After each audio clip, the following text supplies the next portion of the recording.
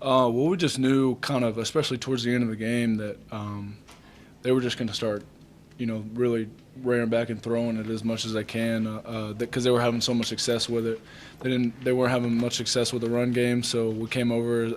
Coach Wise said to the D line, he said, "Hey, let's ramp up the pass rush and the pressures, and we'll play the run on the pass." So that's what we did, and we had some success. But it was just a mentality, kind of what they were doing. We had to adjust, so. As a senior, what is it like to leave your mark on the program in the record book by the time that single game mark? Yeah, it's huge. But most importantly, we got the win.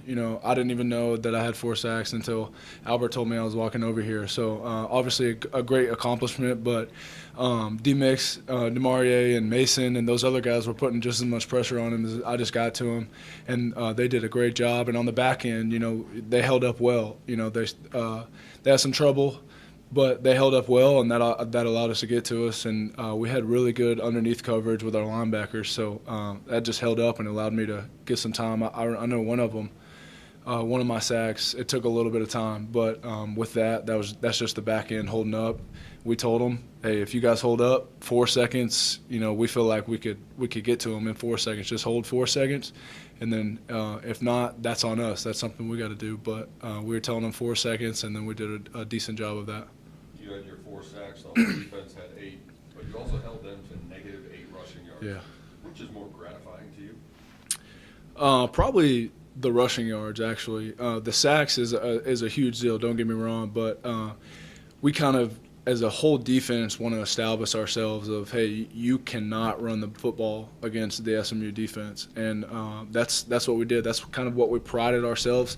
Didn't do a very good job against TCU. They ran the ball all over us. That's just something that we got to get over. We got better from it. But going in, Coach Malone and Coach Y and Coach Lepp and Mac, they just wanted to establish all the way to the spring, you cannot run the football in this SMU defense. And that starts up front and then goes to the linebackers and obviously to the safeties.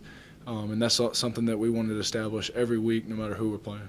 How big was it to get Mason Gentry back, second game back, and now he has 2 big sacks? Oh man, I'm so happy for Mason. I told him, I gave him a hug, and I told him I loved him after the game, and it hurt him to sit out those first 3.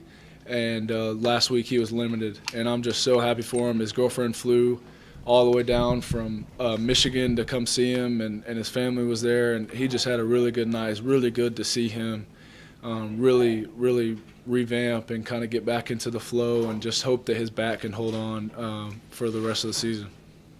We talked all year with Coach Mason or Coach Morris about the depth that you guys have. That was 3 years ago.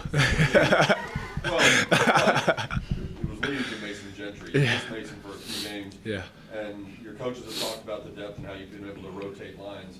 What does Mason specifically bring when you add him back into that rotation? Oh, he brings a lot. He's a big body. I mean, he's about 305, 310. I think they got him listed as, and he is all of that.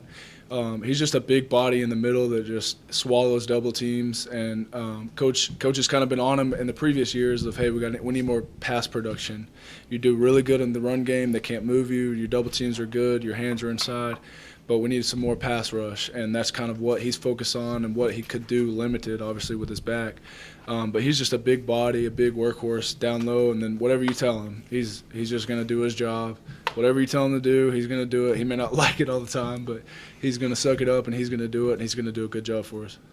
Coach Morris said he wasn't very happy with how the third quarter went, but felt like things flipped in the fourth. What do you think led to some of the, I guess, letharginess in the third quarter, and what changed? Well, personally, I think it started before the third quarter. I thought we kind of came out flat. That's on us. That's not on the coaches. That's just on the players and the leaders of this football team. But the third quarter, we got a butt shoot a little bit at halftime, and we were all just, we weren't expecting to be in that situation. And the third quarter, they came out and they made some plays. They made some good halftime, and you got to give credit to them.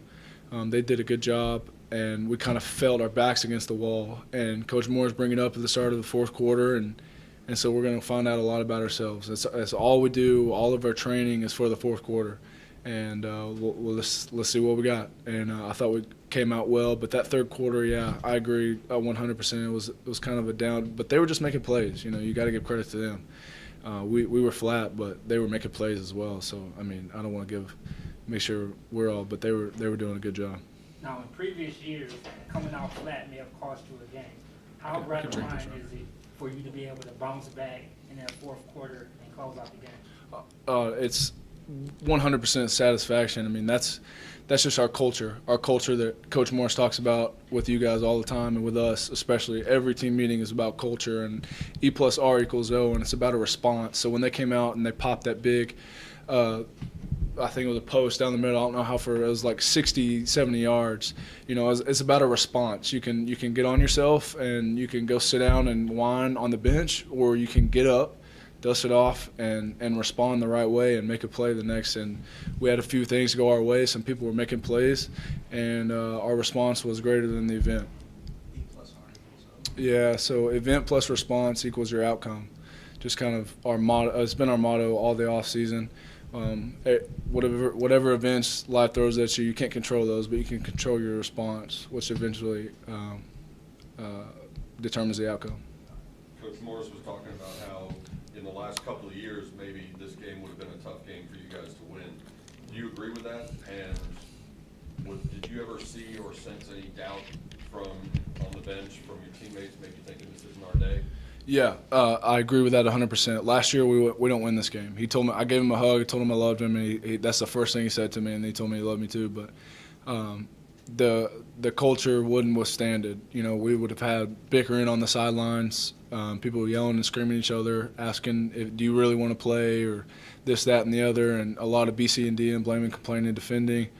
And so this year is much more positive on the sidelines, and that's just the leaders we have, the culture we have.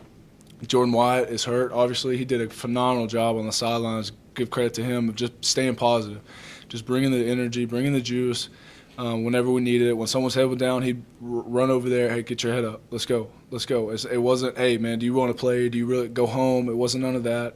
It's the positive energy that we all need. And there were several guys doing that, and that's just the culture that we've instilled in this program. And it was fun. It's being on the sideline was fun. Thanks a lot, guys.